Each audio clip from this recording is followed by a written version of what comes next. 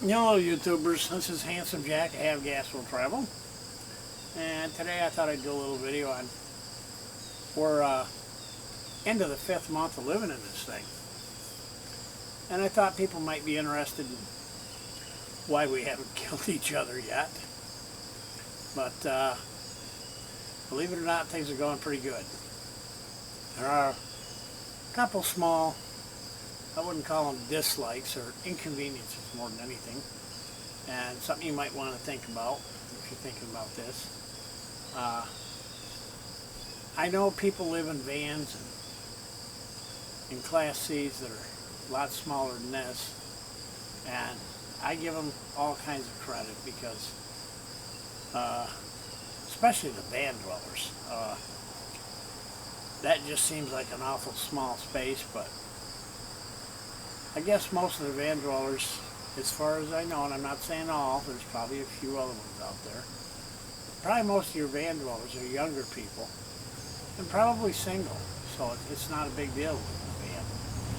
As long as you got a bed, a place to cook and all that. And I know we watch a few of the van dwellers, Blacktop, something or other, is a van dweller. There's 3 or 4 on there that we watch, and I just give them great credit for living in a small space. I don't know how that works out in the winter for them, or if they're headed for places that are warmer or what in the wintertime, but I would think so. But I don't know, a lot of them insulate their vans, and that's still got to be friggin' cold.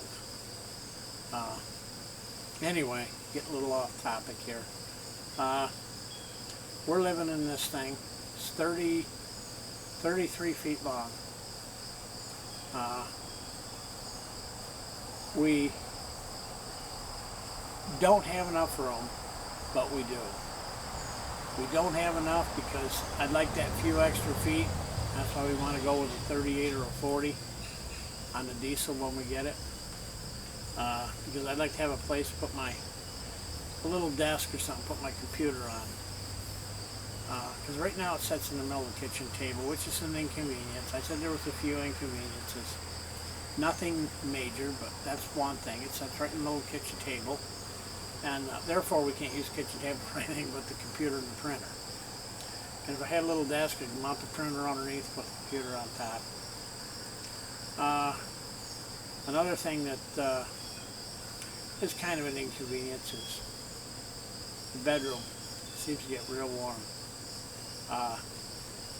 Figure you're in a small area, and I mean the bed takes up all but a foot on each side and a foot on the bottom.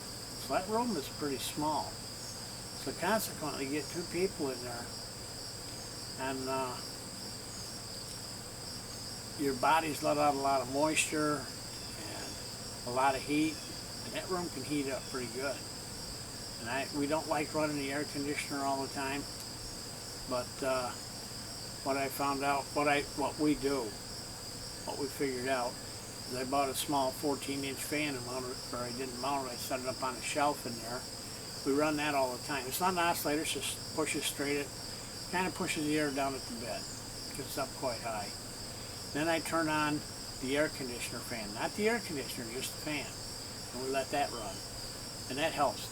That really helps. And another thing I did was we close off the door between the kitchen and the bathroom area, which is, you come into the RV and then you got the kitchen, next step down is the bathroom area, and next step down is the bedroom. Well, we close off the door between the kitchen and the bathroom, and I open the vent in the bathroom, turn both fans on in the bedroom, leave the bedroom door open. It moves the air around enough so it actually cycles the air, and I open one of the windows a crack, or a little more than a crack, pulls the air in from outside, pushes it around it sends it off the vent in the bathroom, and that helps a lot with the moisture. It kills the moisture content pretty much. And that's kind of a big inconvenience, but like I said, we figured out how to solve that, so we've got that problem taken care of. Another thing here, we've got a few nights where we've gotten down into down to 40. That's pretty cold. And rather than run the furnace all night long, we found out we just close the windows in the bedroom and close the bedroom door itself. The two of us make enough heat that we don't need anything else. And in the morning when we get up and come out into the kitchen area, turn the furnace on for 5 minutes, it brings the temp right up in there. And then we just shut it off, because by then the sun's up and it's warming things up anyhow. And it's not a problem at all. So that's a few of the things that are problems. They're not really problems. Like I say, we've solved most of it, but something you might want to think about if you're getting ready to buy an RV. I know the Class C's might be I don't know. I drove a diesel motorhome, a 40-footer, and that thing handled like a dream. It was like driving a Cadillac. I had absolutely no problems with it whatsoever.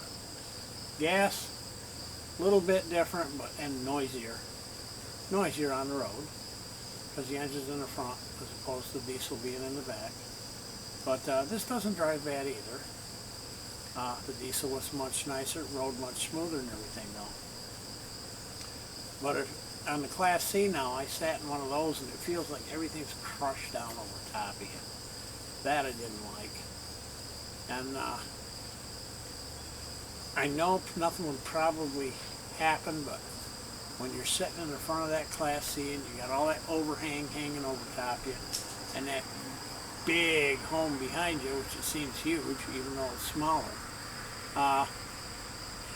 it's just hard to imagine what happened if you hit something. It seems like the whole thing would slide ahead and wipe you right out, which very well maybe it could, I don't know. But with the diesel, you're up high, or even with the gas, you're up high on the Class A's.